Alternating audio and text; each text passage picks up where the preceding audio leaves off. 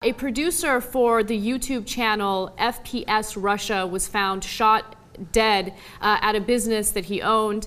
Right now, police are treating this case as a homicide, but we have very little details as to what happened, what was the motive, who did it. The name of the person shot and killed is Keith Ratliff. It's a really strange case. I mean, everyone's talking about it, but unfortunately we don't have enough details to give you in terms of why this happened and how this happened. So they're a channel that's among the top 10 in most subscribed.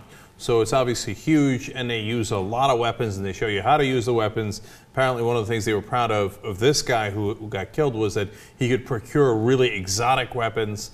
And we have actually some video of him as well, right? So yes. Let's watch that.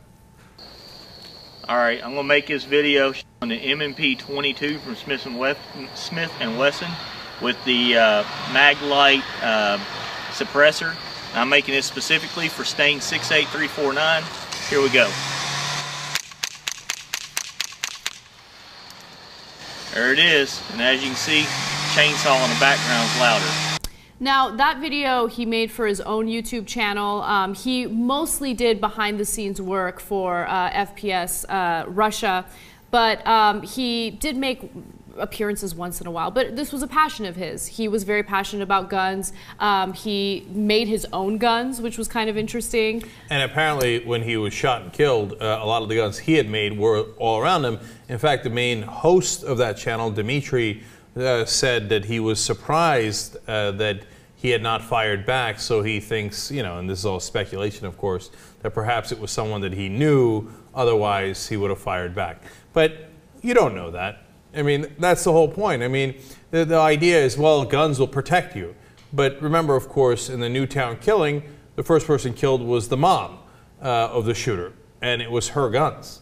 He just took the guns and shot her. So her 6 guns didn't protect her.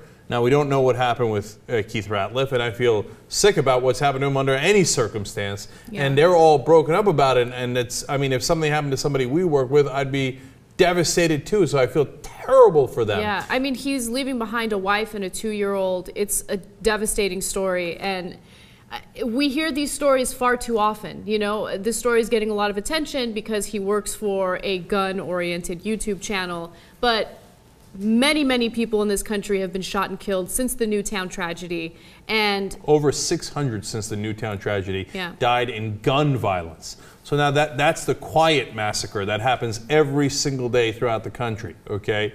And it adds up and it adds up, but we don't pay attention. We only pay attention to what is now very frequent massacres when there's mass killings. Look, I want to show you one more video from him because, I mean, look, you're going to see a lot of weaponry here, but remember when he died, he was surrounded by weapons. We don't know the circumstance surrounded, but he did have the weapons around him. Here's one more small video.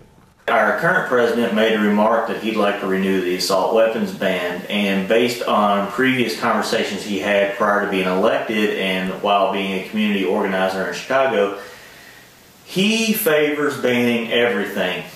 And by everything, I mean that he is calling the assault weapon, which, as you know, Bill Clinton outlawed, you know, assault weapons.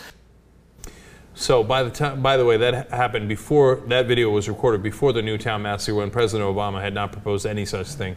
Now he might, but the weapons did no good there in that. Actually, the one weapon that worked in that killing that we know about, the only fact we know, is that it was a gun that killed him.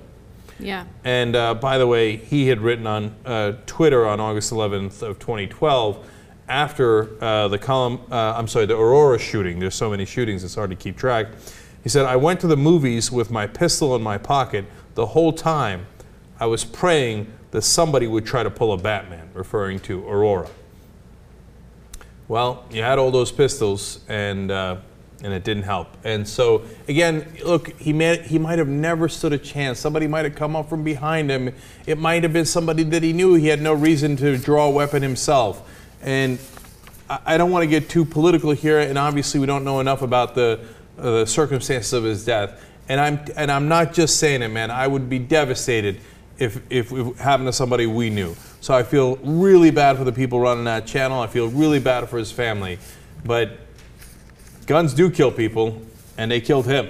And could they have done the same thing with other things, a rope, a knife, etc.? It would have been a hell of a lot harder.